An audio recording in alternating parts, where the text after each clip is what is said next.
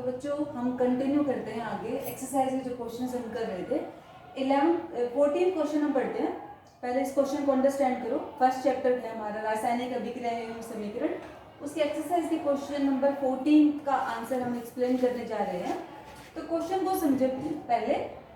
Silver के शोधन में, शोधन का मतलब होता है सिल्वर को जब साफ किया जाता है। सिल्वर एक्शन में क्या होता है, चांदी होता है, एक चीज जिसका संकेत है। इसको जब साफ किया जाता है तो क्या करते हैं कि सिल्वर नाइट्रेट से सिल्वर प्राप्त करने के लिए कॉपर धातु का द्वारा विस्थापित किया जाता है। क्या मतलब है, पहले इसका मतलब समझो कि सिल्वर तो हमें मिलना चाहिए, यानी कि सिल्वर जब हमें शुद्ध रूप में मिलेगा तो किससे मिलता है, ये कह रहे थे कि सिल्वर नाइट्रेट से सिल्वर प्राप्त करना है। तो सबसे पहले तुम्हें सिल्वर नाइट्रेट इसका संकेत पता होना चाहिए, AgNO3। इसका नाम है बच्चों सिल्वर नाइट्रेट। सिल्वर नाइट्रेट से हमें क्या मिलना चाहिए, सिल्वर यानी कि चांदी। चांदी बोल सकते हैं इसको, सिल्वर भी बोल सकते हैं। इससे सिल्वर प्राप्त करने के लिए कॉपर धातु के द्वारा, कॉपर धातु कौन सी है, Cu, ये हमारी कॉपर धातु है। इस धातु के द्वारा यानी कॉपर धातु के द्वारा सिल्वर को विस्थापित किया जाता है।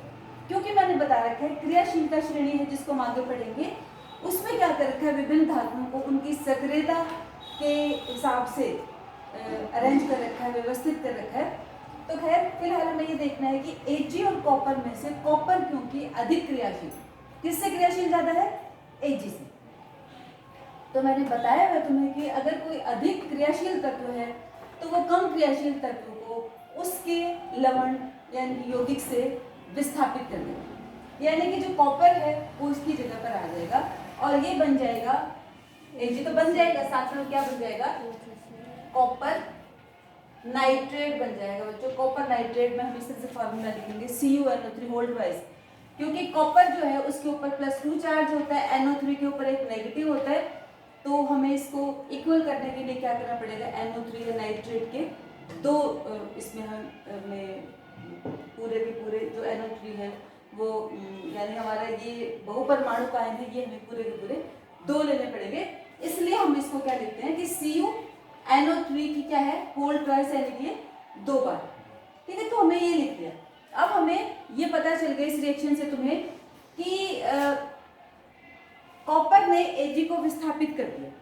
ठीक है, लेकिन अब हम अगर ध्यान से देखें तो रिएक्शन या अभिक्रिया हमारी संतुलित नहीं है, क्योंकि हम देखें कि यहाँ Ag एक था, इधर Ag एक है, NO3 यहाँ 1 है और यहाँ NO3 कितने हैं, 2। तो इधर भी हमें क्या करना पड़ेगा, 2 से मल्टीप्लाई करना पड़ेगा। 2 Ag हो गए, 2 NO3 हो गई, लेकिन अब Ag भी क्योंकि हमारे 2 हो गए इसलिए हमें क्या करना पड़ेगा, इसको 2 से मल्टीप्लाई करना पड़ेगा। और ये जो बन गया बच्चों इसको हम क्या बोलते हैं, कॉपर नाइट्रेट। कॉपर नाइट्रेट ये हमारा बन चुका। इस तरह से बच्चों हम जो सिल्वर नाइट्रेट का जो विलयन है उससे हम सिल्वर को प्राप्त कर सकते हैं। यानी जब ये क्वेश्चन जो हमारा है उसमें यही दे रखा है कि सिल्वर के शोधन, शोधन का मतलब सिल्वर को साफ करना है, सिल्वर को अलग करना है। सिल्वर किसके साथ जुड़ा होता है, नाइट्रेट के साथ जुड़ा होता है। हमें खाली सिल्वर चाहिए यानी खाली चांदी चाहिए, तो कॉपर के साथ कॉपर धातु के द्वारा इसको विस्थापित कर दिया जाता है। तो कॉपर जब इसकी जगह आ जाएगा तो कॉपर नाइट्रेट बन जाएगा और इसमें से सिल्वर क्या हो जाएगा, अलग हो जाएगा।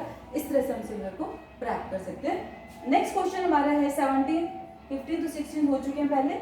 17 क्वेश्चन हमारा, एक भूरे रंग का चमकदार तत्व X कोई भी तत्व है। अब तुम्हें NCERT की बुक पढ़नी पड़ेगी, उसमें क्रियाकलाप दे रखा है जिसमें कि क्या बता रखा है, मैंने बताया भी था वैसे उपचयन अपचयन अभिक्रिया के दौरान कि इस तरह की ध्यान रखना पड़ेगा कि भूरे रंग की अगर कोई धातु है, चमकदार धातु है, तो तुम्हें याद ही रखना पड़ेगा कि वो कौन सी धातु हमारी, ये हमारी कॉपर धातु है। कॉपर धातु चमकदार होती है, भूरे रंग की होती है और ये कहा गया है कि इसको वायु की उपस्थिति में गर्म करते हैं।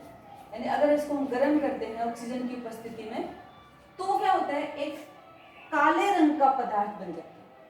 तो उस तत्व, ये जो भी तत्व था उसका नाम बताना है और जो काले रंग का जो यौगिक बनेगा उसका नाम भी हमें बताना है।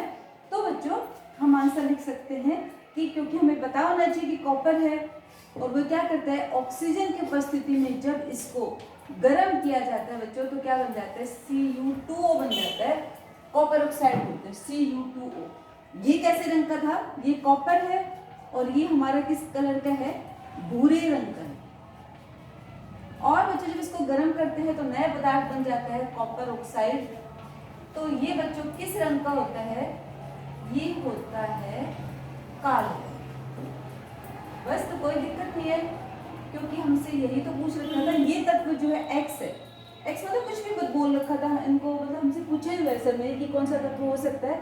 तो तुम जब बुक पढ़ोगे अंदर से थोड़ा नॉलेज हो जाएगी, और नहीं भी पढ़ोगे तो फिर मैंने तुम्हें बता ही दिया है कि भूरे रंग का जो पदार्थ होता है वो कॉपर होता है। और क्योंकि जब इसको ऑक्सीजन की उपस्थिति में गर्म किया जाता है तो काले रंग का पदार्थ बनता है। तो तुम बता दो कि एक्स तो क्या है, इसके अंदर कॉपर है, तो भूरे रंग का था, ठीक है। और उसको गर्म करने पर जो काले रंग का जो पदार्थ बनेगा वो क्या है, कॉपर ऑक्साइड। तो इस तरह से हम इन दोनों के नाम बता दें।